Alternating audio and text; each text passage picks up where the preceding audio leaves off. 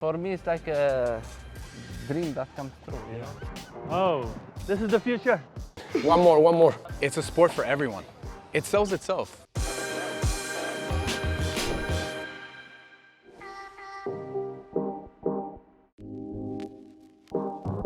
We are waking up to a new sunny day here in Dubai. And today we're about to meet more padel enthusiasts and really dig into what adds value to a club and how to build a padel community even stronger. Our first stop this morning is Padel AE, where we meet up with Will Robb. He's an entrepreneur who has big plans for the future. Let's go inside. What is the most important thing to think about when you're opening this? Oh, so many things to think about. I mean, we're looking at the space, we're looking at the ceiling height, we're looking to get the flooring right, to get that right bounce on the ball. We're looking at car parking, we're looking at how people are going to get to us, how they're going to hear about us. Once we get all of these things aligned, then we should be a successful club. We're looking at eventually attracting then the World Padel Tour across into the Middle East. And then looking to grow that. Just like any other major sport where they will go around, like in the tennis, they'll go to different countries and have different open matches. This is what we're trying to build here. And the whole aim is to try and get more people in the Middle East enthusiastic and excited about paddle. Throughout this summer, we're going to be running the UAE's first ever kids summer camp to try and get the next generation of people involved in paddle. So basically, we're looking to build 8 indoor courts. We have 4 courts that'll be in the main area in here, and then we also have 4 courts in here, which we can separate off in case we need to run women's only or ladies only paddle tournaments or paddle matches. So when are you going to open this place? Inshallah, we're looking to open 20th of this month, so Sunday. Sunday, yeah. So a little bit hard to believe at the moment. Oh. What? That's a little bit optimistic, right? It's the Middle East. We're always optimistic until it doesn't happen. People love being outdoors in the Middle East, and especially when in the summertime when it's beautiful here. I mean, it goes down to about 24 degrees in the evening times. It's absolutely stunning. So we're looking now at developing 3-4 courts just in our back garden as such. Yeah, okay. So here we go. Oh, This is the future. this is the future. So Yeah, 3 so courts here. We're looking now to backfill this area in when we'll put in 4 outdoor courts. Okay. So, But you're not going to play in July, right? Oh my goodness, no. Absolutely not. If you want to, more than welcome. I'll be inside. But this is now us looking forward into the future. So we understand and we recognize that people do want to be outside. Yeah. So we got a cracking space here for 4 more courts. All we need is a little bit of sand, backfill, happy day. A week of hard work remains for Will to get a club ready to open.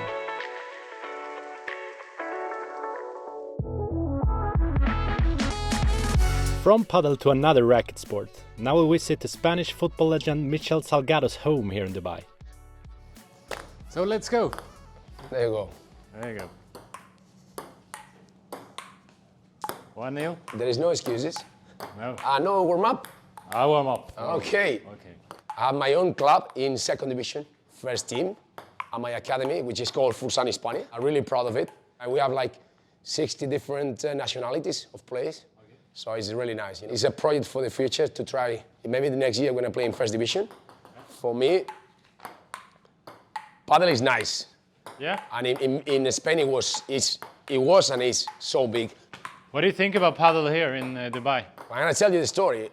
Actually, when I came in here, only Sheikh Hamdan was the one to have facilities for padel. It was in Nas, and they told me, look, why don't you put, like in your facilities padel and everything. I was thinking about it, but I saw that in the end, at that time, it was 2013.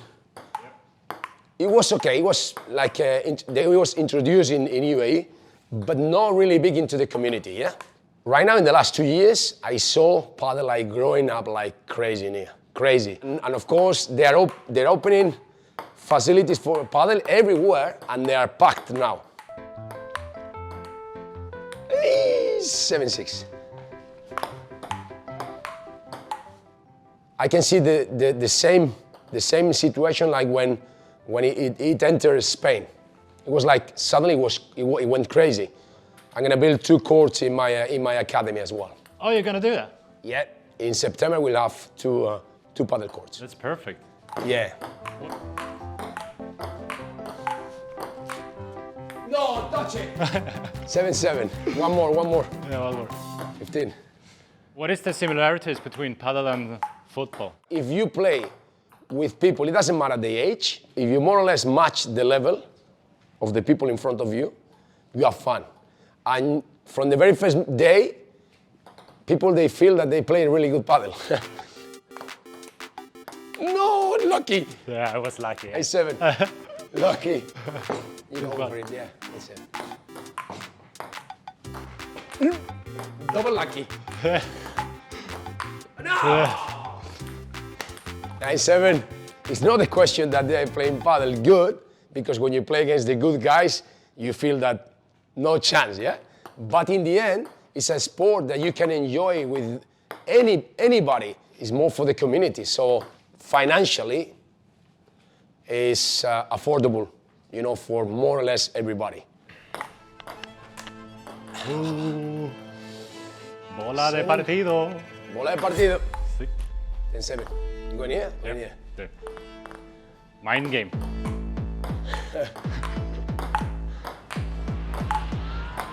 Fuck's sake. Lucky.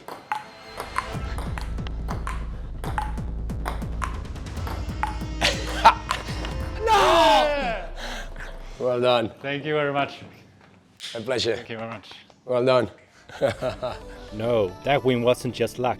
I'm leaving the Champions League champion as a table tennis champion. Salgado made a great point describing padel as a community sport. And our next stop is at the WPA to meet Saeed Al Marri, the board member of the brand new Padel Federation here in UAE.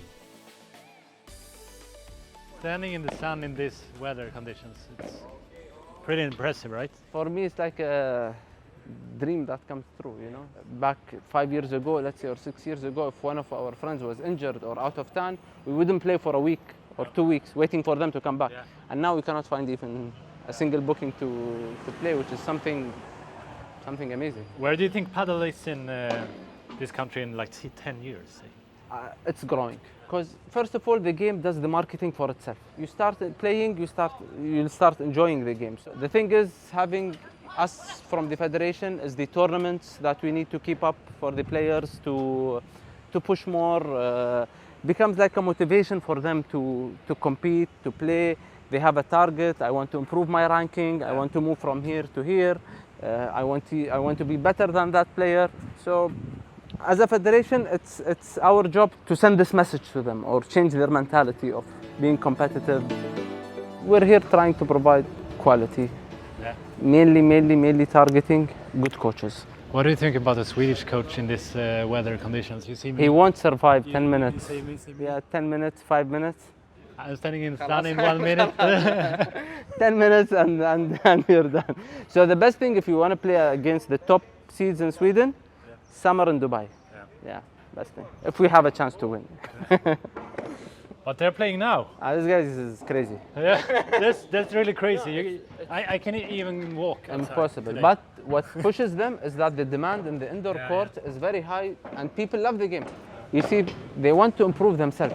We're trying as the federation to push also for the schools to, instead of the students only reaching for us, we reach to the students by having courts in the schools. As a target, we're hoping by next year introducing almost 20 to 25 courts in the private and public schools.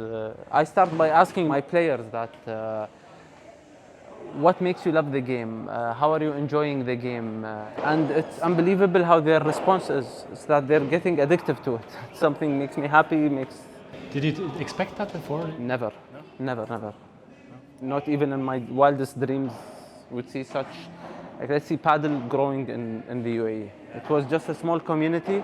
We came in from a tennis background with the passion of tennis, got introduced to a very amazing, beautiful game. For how long have you played paddle? 8 years now. 8 years? 8 years. How did you find paddle? It was actually through His Highness Sheikh Hamdan. It was a Ramadan tournament, and we got invited from the tennis federation. They were like, there is a new game called Padel tennis that we need to try, and I like, what Padel tennis? What is that? That day in, I came into the court, and since then I've played tennis twice only. Oh. It was all Padel. Yeah. It was all Padel. On to our next and final destination in Dubai, where we look to dig even deeper into what makes a padel venue great. We've been here for 5 years now. We are one of the first, actually technically the second commercial club in Dubai. How come you started it? 2 reasons. One is for a business reason. You know, as an entrepreneur, I saw an opportunity to enter into a market that wasn't saturated.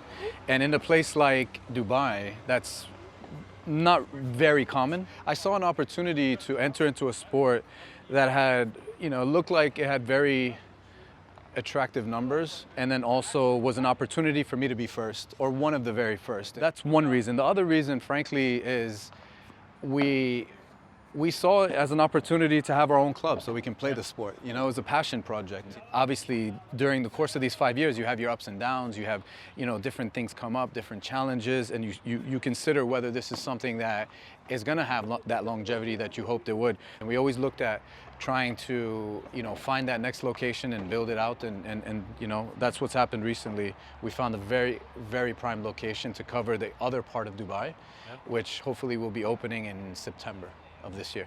Padel is exploding in many countries right now. What is special with the padel in Dubai? For me, it's a sport for everyone. It sells itself. You play it, there's a stickiness to it. You play the sport, you love it. So I believe no matter where this sport is embraced, it'll have that same impact. But I think this is a very sporty city that we're in. We care about our lifestyle, our health, our fitness. The government does a huge amount of work to promote it. They invest a lot in promoting this type of lifestyle. So I think all things connected, it works. We want to put Dubai on the map of padel and have it be recognized as a hub, as a place that not just offers padel but competes. We really focus on things like matchmaking, for example, setting people up on different levels. We do a lot of coaching, like you see. Our values revolve around things like being social, being fun, being proactive, all things that are synonymous with what padel is. And that's how we try to run the business. That's how we try to run and create a community. We want to just, do things to promote the sport and not just our club. Because I think that's going to lend itself anyway. It's going to serve us well collectively anyway. Ultimately, our currency is not the hours on court. It's happiness. It's a positive vibe. If we can achieve that before you book, during your game, and after, then we're doing our job. So I want to do that in every last location that we have.